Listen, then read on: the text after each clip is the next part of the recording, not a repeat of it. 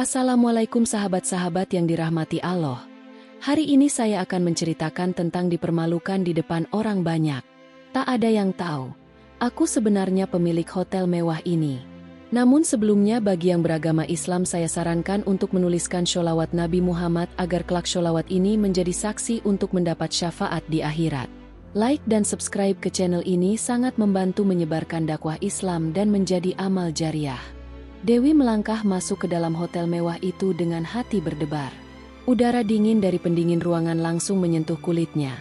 Tapi bukan itu yang membuatnya merinding. Ini adalah tempat di mana ibunya dulu bekerja. Tempat penuh kenangan masa kecil. Namun, tak ada satupun yang tahu siapa dirinya. Bagi mereka, dia hanya seorang perempuan sederhana dengan pakaian yang tak seberapa mencolok. Langkahnya terhenti di depan meja resepsionis. Seorang wanita berseragam rapi meliriknya dari ujung kepala hingga kaki, lalu menaikkan alis seolah meremehkan. "Permisi, saya ingin bertemu dengan manajer," ucap Dewi dengan suara lembut namun tegas. Resepsionis itu mendengus pelan. "Manajer kami sibuk. Anda ada janji?" tanyanya ketus. Dewi menggeleng pelan. "Tidak, tapi saya punya urusan penting." Wanita itu mendecak, lalu menekan tombol interkom dengan malas. Tak lama kemudian, seorang pria parubaya keluar dari ruangan kantor. Raut wajahnya langsung berubah sinis begitu melihat Dewi. "Ada apa?" tanya pria itu dingin. Dewi menelan ludah. "Saya ingin melihat-lihat hotel ini. Ada beberapa hal yang ingin saya tanyakan." Manajer itu menghela napas panjang, seolah-olah berbicara dengannya adalah pemborosan waktu.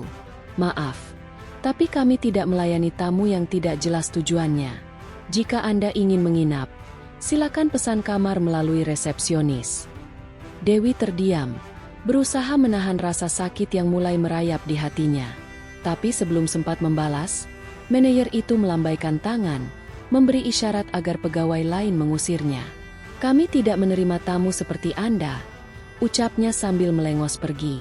Tanpa perlawanan, Dewi dipaksa keluar dari hotel itu. Koper kecilnya terlepas dari tangan dan terhempas ke trotoar. Barang-barang di dalamnya berhamburan. Ia berjongkok, mengumpulkan benda-benda itu dengan tangan gemetar. Di antara tumpukan barang, ia menemukan foto lama ibunya, tersenyum lembut sambil mengenakan seragam kebersihan hotel yang sama. Air mata mulai menggenang di sudut matanya. Namun, ia takkan membiarkan rasa sakit ini menghancurkannya. Ia menghela napas dalam-dalam, menatap megahnya bangunan hotel di hadapannya. Dalam hatinya, ia bersumpah, "Aku akan kembali." Dewi berjalan menyusuri trotoar dengan langkah gontai. Angin malam menyapu lembut wajahnya, tapi hatinya masih terasa panas oleh penghinaan yang barusan ia terima. Di tangannya, foto ibunya tergenggam erat. Cahaya lampu jalan membias di permukaan kaca bingkai, memperlihatkan senyuman lembut yang selalu menguatkannya. Ingatannya melayang jauh ke masa kecil. Hotel ini dulu bukan sekadar bangunan mewah baginya. Ini adalah tempat di mana ia sering menunggu ibunya selesai bekerja. Setiap sudutnya memiliki cerita.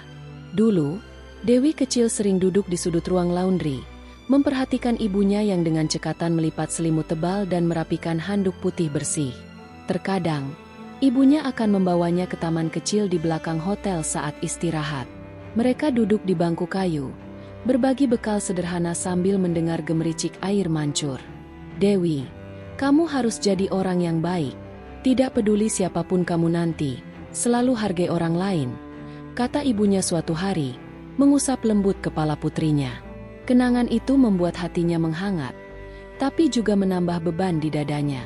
Bagaimana mungkin tempat yang dulu penuh kenangan hangat kini menjadi saksi penghinaan yang begitu menyakitkan? Ia memandang ke arah hotel dari kejauhan. Lampu-lampunya berpendar terang di kegelapan malam. Ibunya pernah berkata, "Di balik kemewahan hotel ini ada kerja keras banyak orang." Setiap kamar yang bersih, setiap hidangan yang tersaji dengan sempurna, semua adalah hasil tangan-tangan yang seringkali tak terlihat. Kini, Dewi tahu ia harus melakukan sesuatu. Bukan sekadar membalas dendam, tapi mengubah tempat ini menjadi tempat yang menghargai manusia, bukan hanya kemewahan. Ia menggenggam foto ibunya erat-erat. Bu, aku janji. Aku akan membuat tempat ini menjadi lebih baik. Aku akan pastikan mereka tahu siapa aku. Langit malam terasa lebih sunyi. Angin berhembus pelan, seakan membawa pesan dari masa lalu. Dewi menatap ke depan dengan penuh tekad. Esok hari, segalanya akan berubah. Pagi yang dingin menyelimuti kota saat Dewi kembali ke hotel itu. Langkahnya mantap, meski hatinya berdebar. Koper kecilnya kembali tergenggam erat di tangan. Di balik wajahnya yang tenang, ada bara yang siap menyala. Begitu melangkah masuk, suasana hotel terasa lebih ramai dari kemarin. Para pegawai sibuk berlalu lalang, tamu-tamu berlalu dengan elegan. Namun tak satu pun dari mereka memandang ke arah Dewi. Ia melangkah menuju meja resepsionis yang sama, di mana wanita kemarin berdiri dengan ekspresi jenuh. "Kamu lagi?" Suara tajam itu menyambut kedatangannya. Dewi menarik napas dalam. "Saya ingin bertemu manajer," ujarnya lagi. Kali ini lebih tegas. Sebelum resepsionis itu sempat membalas, suara langkah berat terdengar mendekat. Manajer yang sama muncul dari balik pintu kaca. Begitu melihat Dewi, wajahnya langsung mengeras. "Kenapa kamu kembali?" tanyanya ketus. Dewi mencoba tetap tenang. "Saya hanya ingin berbicara sebentar." Manajer itu mendengus. "Saya sudah bilang, kami tidak menerima tamu yang tidak jelas. Jangan buat masalah di sini." Tanpa peringatan, ia meraih koper Dewi dan mendorongnya ke arah pintu. Koper itu terjatuh keras di lantai marmer, terbuka lebar. Barang-barang di dalamnya berhamburan, pakaian sederhana, sebuah buku tua, dan di antara semua itu, sebuah kain lusuh yang dulu sering dipakai ibunya saat bekerja. Dewi tertegun. Matanya terpaku pada benda-benda yang berserakan. Ia berlutut. Tangannya gemetar saat memunguti barang-barangnya satu persatu. Saat ia meraih kain lusuh itu, air matanya hampir jatuh. Tawa kecil terdengar dari belakang. "Lihat tuh, dia bawa barang-barang kumal ke hotel mewah seperti ini." Salah satu pegawai berbisik pelan, tapi cukup keras untuk didengar Dewi. Manajer itu tertawa kecil. "Sudah, pergi saja. Kamu tidak pantas ada di sini." Dewi menggigit bibirnya, berusaha menahan air mata dan kemarahan yang membuncah. Ia berdiri perlahan, menatap manajer itu dalam-dalam. "Aku akan kembali," bisiknya lirih. Tanpa menunggu jawaban, Dewi berbalik dan melangkah pergi, meninggalkan cemoohan di belakangnya. Tapi di dalam hatinya, sesuatu mulai tumbuh, sebuah tekad yang tak bisa dihentikan. Langkah Dewi terhenti di sebuah taman kecil tak jauh dari hotel. Tangan gemetar memeluk koper yang isinya tadi dihamburkan tanpa belas kasihan. Nafasnya tersengal, bukan karena lelah, tapi karena amarah yang ia tahan sekuat tenaga. Ia duduk di bangku kayu, memandang kosong ke langit yang mulai mendung. Hatinya terasa berat. Penghinaan tadi seperti menggores luka lama yang belum sepenuhnya sembuh. Jemarinya meraba kain lusuh peninggalan ibunya, lalu meremasnya lembut. Seakan dari situ ia bisa merasakan kehangatan dan kekuatan sang ibu. Matanya terpejam. Bayangan masa lalu berkelebat dalam pikirannya. Ia teringat bagaimana ibunya pulang larut malam dengan tubuh lelah, namun selalu menyempatkan diri membelai rambutnya sebelum tidur.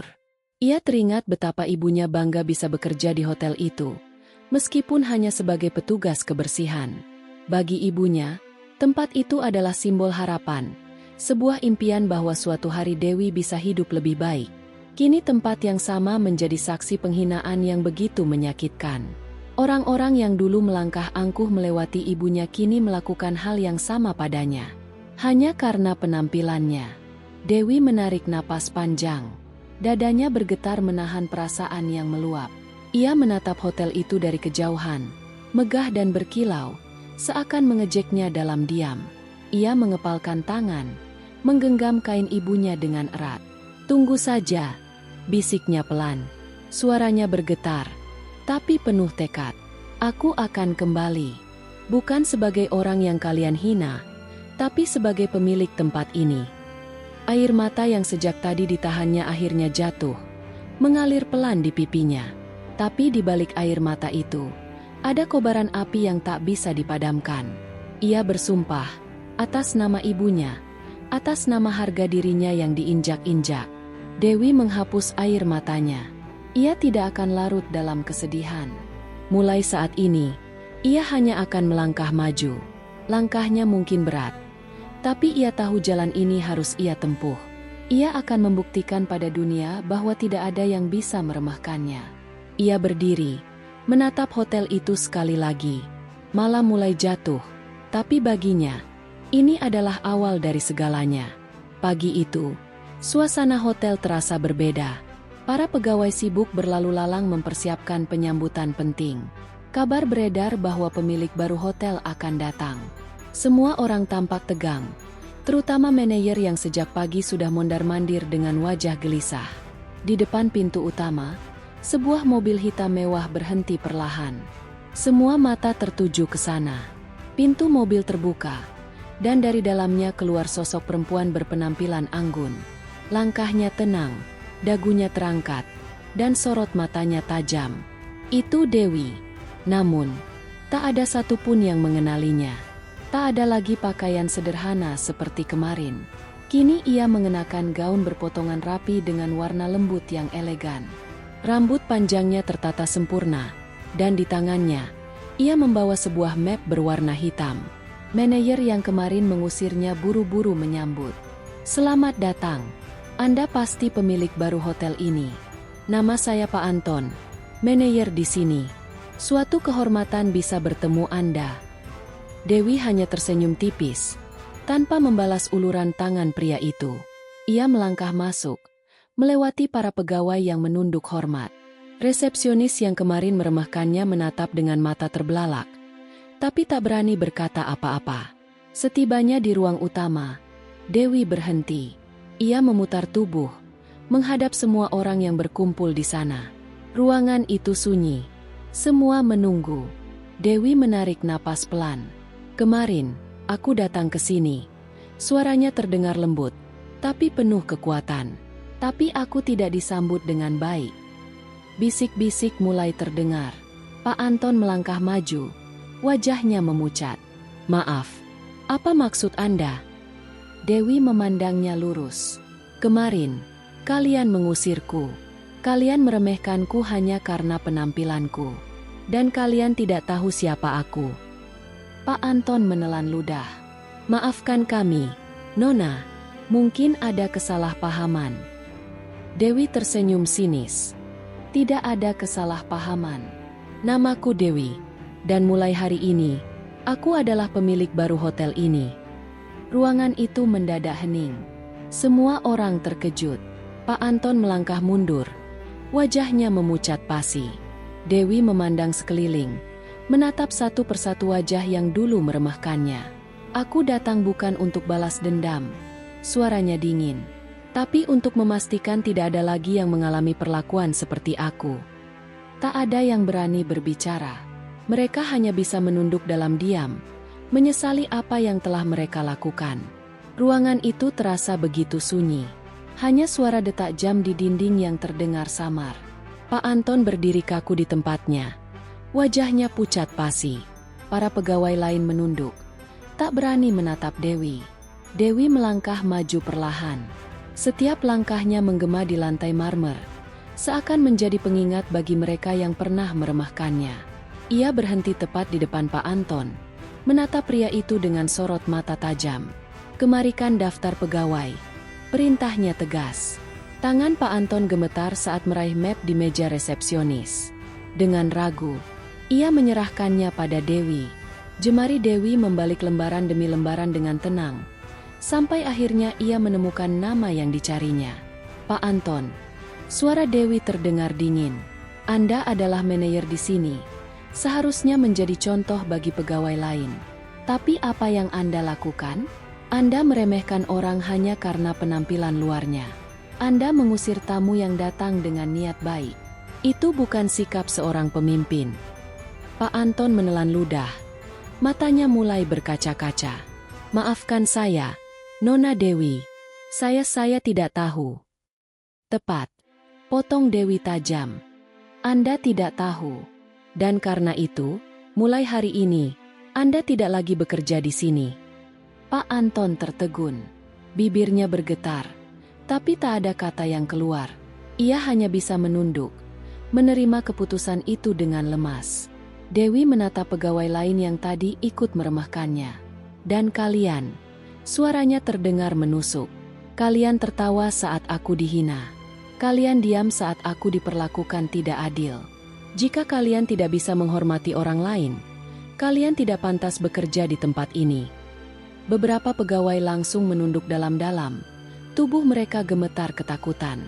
Dewi tak perlu menyebut nama. Mereka tahu siapa yang dimaksud. Ambil barang kalian, lanjutnya pelan, tapi penuh kekuatan. Pergi dari sini. Pak Anton dan beberapa pegawai yang lain berjalan keluar dengan langkah gontai. Tak ada yang berani melawan keputusan itu.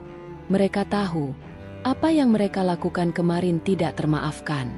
Saat pintu hotel tertutup di belakang mereka, Dewi menarik napas dalam.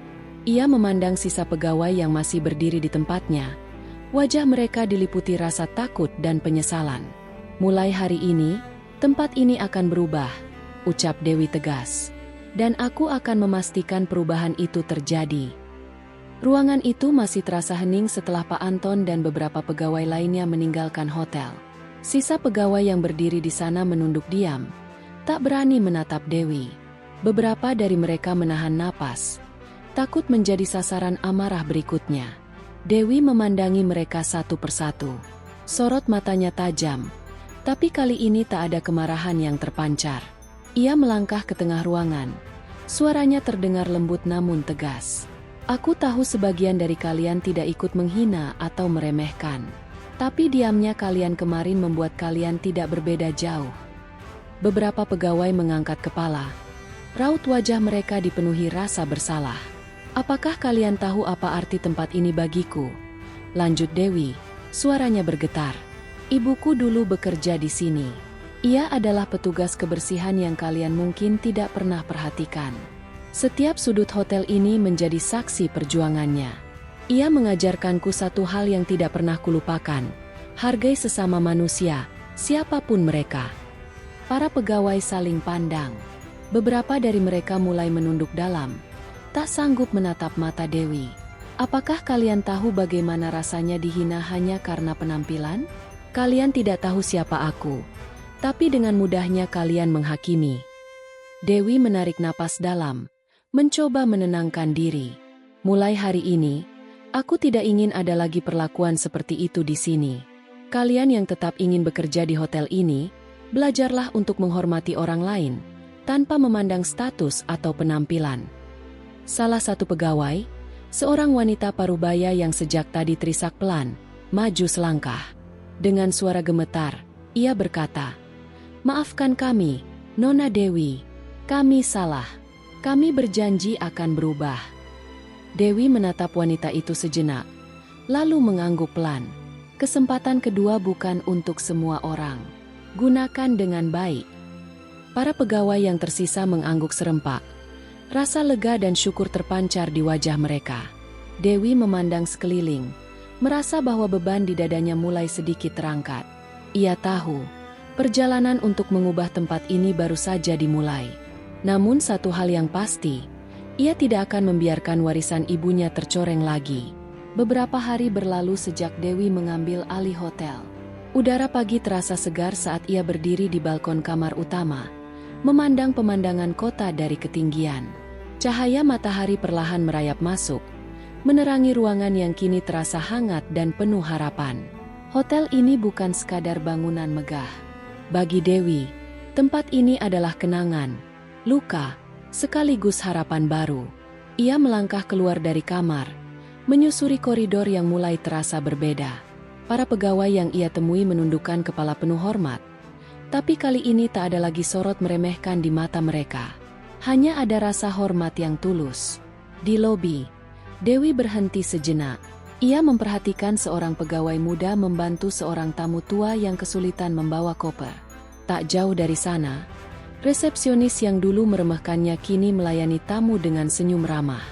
Dewi tersenyum tipis. Perubahan itu nyata. Langkahnya membawanya ke ruang utama, di mana sebuah potret besar terpajang di dinding. Itu adalah foto ibunya, mengenakan seragam petugas kebersihan, tersenyum lembut. Di bawah potret itu, sebuah plakat kecil tertulis dengan rapi, "Untuk Ibu," yang mengajarkan arti ketulusan dan kerja keras. Matanya terasa panas. Ia menghela napas dalam, merasakan kedamaian yang baru pertama kali ia rasakan sejak kembali ke tempat ini. Kini hotel ini bukan lagi tempat yang penuh kesombongan. Ia akan memastikan tempat ini menjadi rumah bagi siapa saja yang melangkah masuk, entah mereka tamu atau pegawai.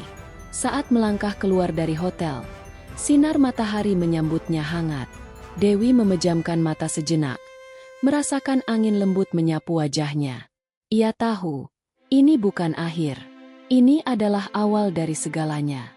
Dengan langkah mantap, ia berjalan menuju masa depan yang baru. Tidak lagi terbebani oleh masa lalu, tapi dikuatkan olehnya. Dan kali ini, ia berjalan bukan hanya untuk dirinya sendiri, tapi untuk semua orang yang pernah dipandang sebelah mata. Hotel itu kini bukan lagi sekadar bangunan megah. Hotel itu adalah rumah. Tempat di mana manusia dihargai karena hati, bukan penampilan. Dan Dewi, ia akan memastikan hal itu selamanya. Setiap perjalanan meninggalkan pelajaran berharga. Kisah Dewi mengajarkan bahwa kehormatan seseorang tidak diukur dari penampilan atau status sosial, melainkan dari hati yang tulus dan sikap yang menghormati sesama manusia. Dalam Al-Quran, Allah berfirman, "Wahai manusia, sungguh, kami telah menciptakan kamu dari seorang laki-laki dan seorang perempuan. Kemudian kami jadikan kamu berbangsa-bangsa dan bersuku-suku agar kamu saling mengenal. Sesungguhnya yang paling mulia di antara kamu di sisi Allah ialah orang yang paling bertakwa." Quran Surat Al-Hujurat 13. Cerita ini hanyalah fiktif belaka, dibuat seolah nyata agar kita bisa memetik hikmah dari setiap kejadian. Semoga kisah ini menginspirasi kita semua untuk senantiasa bersikap rendah hati dan menghargai orang lain tanpa memandang latar belakang mereka. Terima kasih sudah mendengarkan cerita ini sampai akhir. Jika kamu menikmati kisah ini, jangan lupa untuk like, komentar, dan subscribe agar tidak ketinggalan cerita-cerita menarik lainnya. Sampai jumpa di kisah berikutnya.